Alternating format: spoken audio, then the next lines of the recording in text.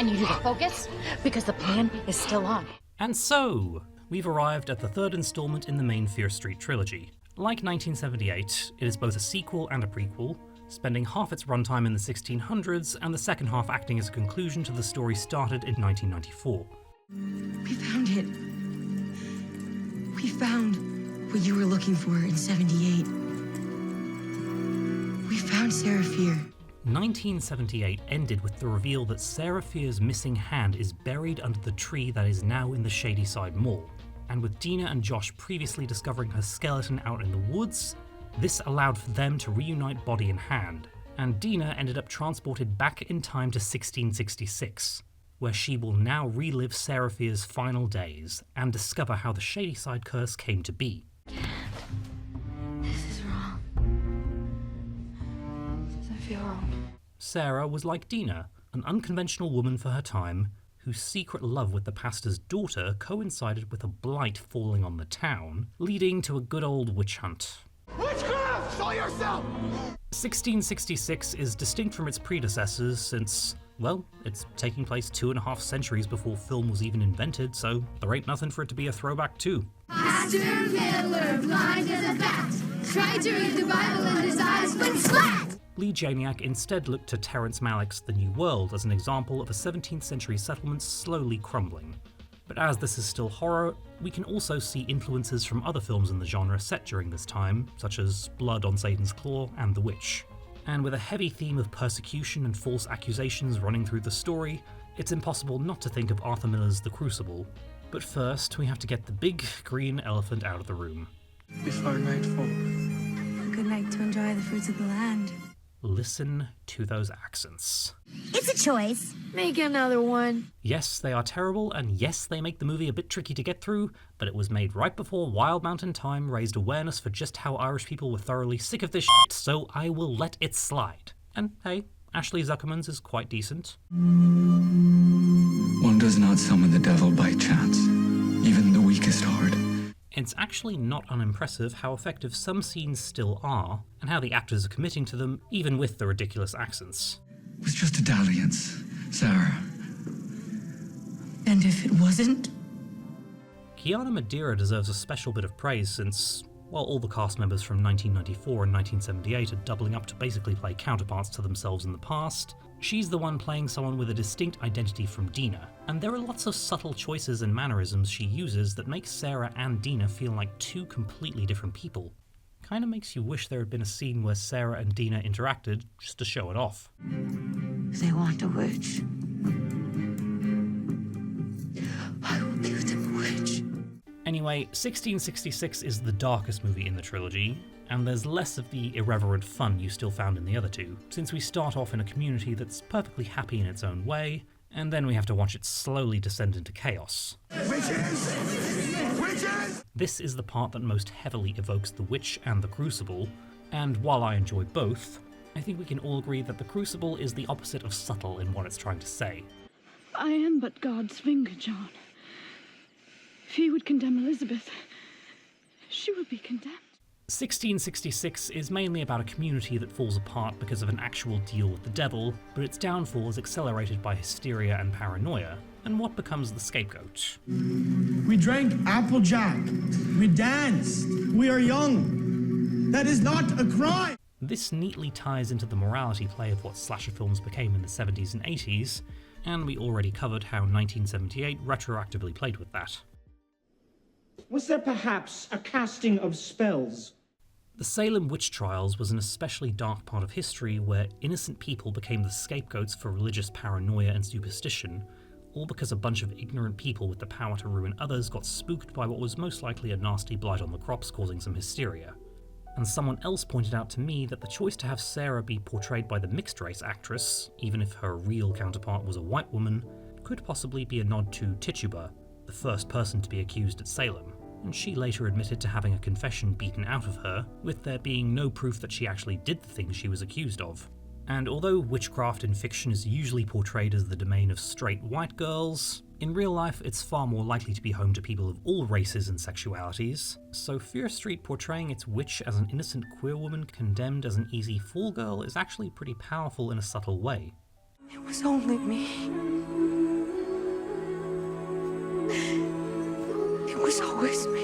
and it accomplishes this without going for the where, men suck, unlike a lot of modern horror using that as a crutch.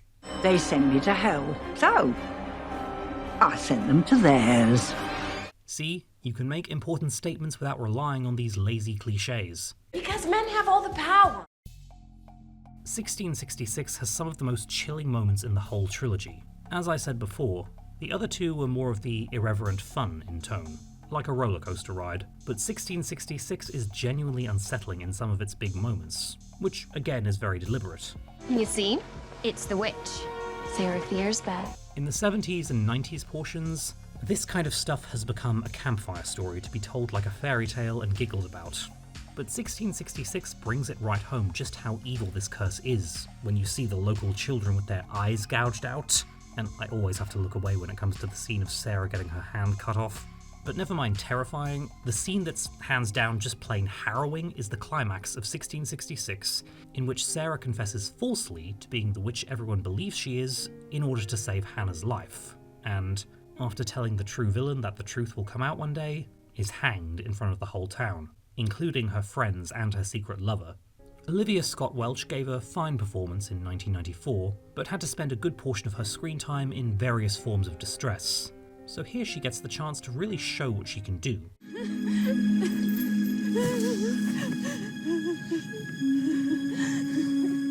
This scene is unspeakably tragic, and comes close to rivaling the double murder of the Berman sisters in 1978. And a moment of levity in the darkest entry is the reveal that Sarah's body was moved not by fanatic cult members, but by her friends, who believed her innocence and wanted her to rest not in the town that shunned her, but in the woods that also happened to be the last place she was truly safe. And here's my fun headcanon. There has always been a strangeness in you, Sarah. Although the twist is that Sarah was not actually a witch at all, and Solomon Good was the one who made the deal with the devil, note that she said multiple times to have something special about her. I was never normal. My own father said so. She reads from the book, saying the names out loud the same way Solomon is shown doing. It's said that someone can't accidentally make a deal with the devil, and has to... You do not summon the devil by chance. You have to make a choice. But Sarah was planning to, and she went to the widow's house with those intentions. Are you mad? I don't fear the devil. A sacrifice was needed for Solomon's curse, so in this case, Sarah's sacrifice could have been herself. I confess! And while her curse is well-intentioned, it still is pretty dark, since anyone who bleeds on her bones gets targeted by the army of unstoppable Shadyside killers and can't escape until they die. So maybe Sarah is a witch after all, and unknowingly made a deal with the devil to ensure the truth would be uncovered one day. The truth shall be your curse. You all should know that I rarely come up with elaborate fan theories like this. That's how much I love this trilogy. I will make a deal with the devil. Once we return to 1994, it's pretty much an extended final battle with the survivors and Nick Good, who we now of course know is the real villain. And if I can make one slightly glaring criticism, it's that all these twists and revelations make it a little hard to get invested in Dina's battle with him. I was so believable today, wasn't I? I mean, I told so many lies that I actually started to believe them. A hidden twist villain can be good for shocking the audience and giving the story a new perspective, but it's a trope that has to be done carefully because it requires you to not know who the villain is or their motivations until the third act. So you have a limited amount of time to establish those quickly so that the audience can be invested in the final confrontation. What's your motive? Billy's got one, the police are on their way, what are you gonna tell them? Scream is an excellent example of when this works, conveying Billy's motives in a short space of time, letting him and Stu be delightfully evil unmasked, and going into a nicely paced climax. I always had a thing for you, Sid! And with all the red herrings and foreshadowing carefully planted throughout the story, the twist helps things make sense. I didn't kill anybody. Nobody said you did. Thanks, buddy. And I like to rag on Friday the 13th a lot, but I'm one of the people who thinks the reveal of Mrs. Voorhees as the killer is done pretty well, even if her appearance is never foreshadowed. We can go now, dear. The information we need is conveyed in timely fashion, and the fight between her and Alice is built up enough to still feel tense. Look what you did to him! Unfortunately, Fear Street kind of drops the ball. I found the witch! Even though it's revealed that the Goods are behind everything, this revelation is given to Solomon Good, who then never gets any comeuppance and vanishes from the story. You're like me. I am nothing like you. Him and Nick might be played by the same actors, but they are very different characters. What if I don't want that? What if that's not who I want to be? Nick is the one who expressed doubt about what his family expected him to do. Now you're my legacy. The future of the family depends on you, shit. Nick showed obvious distress at the murder victims, and did his best to get as many people to safety. Please, let me do my job. I'm gonna find your sister. Just stay here, okay? Nick willingly took an axe to the leg to save Ziggy, and later used the powers of darkness to bring her back to life. I do like the weirdo from Shady Side. Sure, he gaslit her and started another massacre in 1994, but he did those other things too. I guess there's nothing I can do about it. There's also the unspoken implication that Nick is a victim of generational abuse, being raised to believe that sacrificing innocent people to maintain his family's legacy is something that has to be done, regardless of his obvious discomfort with it. He just dropped this huge burden in my lap. I'm not saying he needed a redemption arc or a villain's dying grace, but if you want him to be this supervillain whose undoing we're supposed to cheer for, you need a lot more development for the audience to be satisfied that Nick was brought to this point. Don't die on me, don't die on me, okay? If I die, she dies! I feel the movie ignores a lot of this good material in favour of just treating this like Laurie facing Michael. We've cultivated it. We've sacrificed for it. And you think you can stop it? There was potential for character development that kind of got left to the wayside. He extended his hand to the darkness. For my family. For me. Don't get me wrong, the fight between Nick and Dina is nicely paced and doesn't overstay its welcome, but I feel there's something preventing it from being the real F yeah climax it's trying to be. We're gonna be famous. Shady Side's newest piece of shit makes the front page. Others have suggested Ziggy being the one to kill him instead of Dina, or what I quite like, still being covered in Dina's blood and thus being axed by Tommy, the first killer he cursed. Tommy Slater. Just went crazy. And that's not to say the movie doesn't deliver in other areas, or provide substantial character development. Okay, just because we're weird and smart and different doesn't mean they can feed us through their meat grinder. There isn't much of it left for Dina, who went through most of hers in 1994, and she just had to step it up and be a big sister for Josh. You are the biggest nerd. Josh, too, was the one in trouble in the climax of that movie, and lived while Kate and Simon died, so he's the one now confronting the Shady Side killers to buy Dina more time. We don't have a lot of time. We have to get ready to fight. Martin didn't need any and was just along for the ride. Want to help us kill Sheriff Good? Let me get my coat. But guess who we're going to talk about again? The weird girl from Shady Side. I didn't really twig the importance of Ziggy's arc in the third film until the umpteenth rewatch, and I will admit that Gillian Jacobs doesn't quite capture the same spark that Sadie Sink brought to the role, so it does feel slightly lesser than what we got in 1978. But that's not to ignore the arc that continues over 3 films and reaches its very satisfying conclusion here. That's one. Now that we know which Berman sister she is, we can take stock of how she's introduced as a recluse that refuses to help anyone because of how traumatized she is from the Nightwing massacre. In the flashbacks to her youth, we see that she already had a cynical outlook and belief that life wouldn't get any better, and that belief was solidified when she saw her sister's attempts to improve her situation amount to nothing. She even says of Cindy's sacrifice, She sacrificed herself for nothing. I have said before that Cindy dying instead of Ziggy was what was best for the story overall, and here's where that really comes into play. Just let my sister live! Just let my sister live!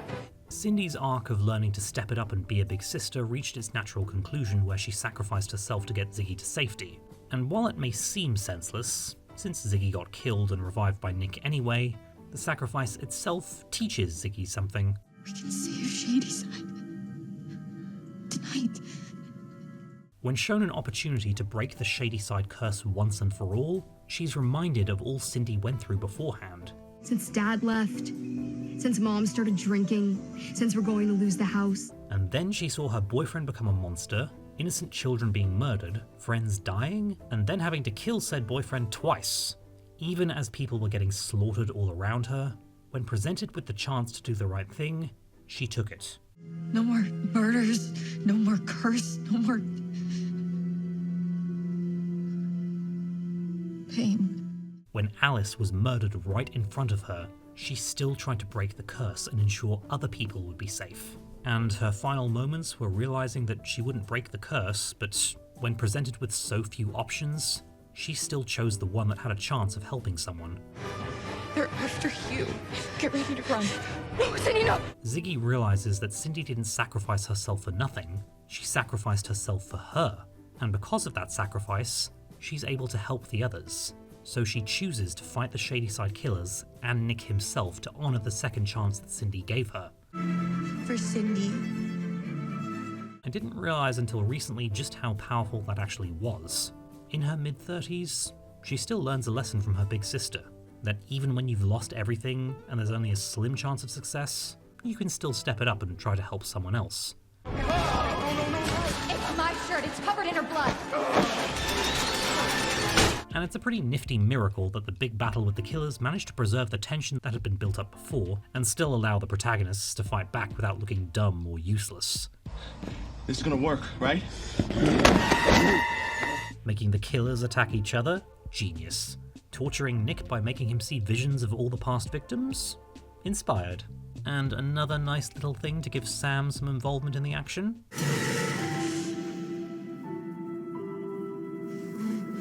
You don't often see lesbian love portrayed as strong enough to fight off demonic possession. How cool is that? All in all, the last act of the film gives us a good battle that's paced well with enough twists and surprises to not feel anticlimactic, and also doesn't overstay its welcome, and provides the necessary payoff.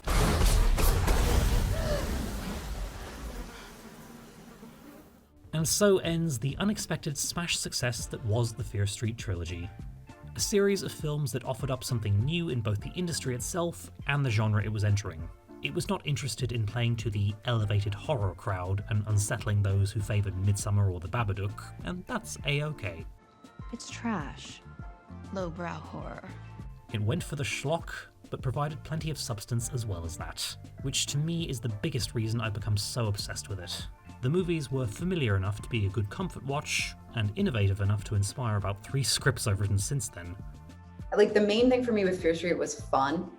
I want it to be fun, like, above everything else. Lee Janiak has said that she envisions what amounts to an MCU of horror with this franchise, and you bet I'm all for it. New entries have already been announced, and of course it remains to be seen if they can recapture this magic 3 years later, and with a really tough act to follow, but I'll be watching and hoping all the same. Why do you care? Curious.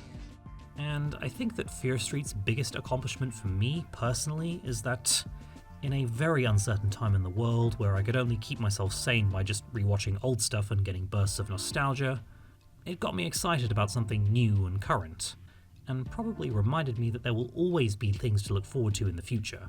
And really, what else can I say to follow that? Here's to you, Shadyside. May we see you again very soon. For all of us. For Shadyside.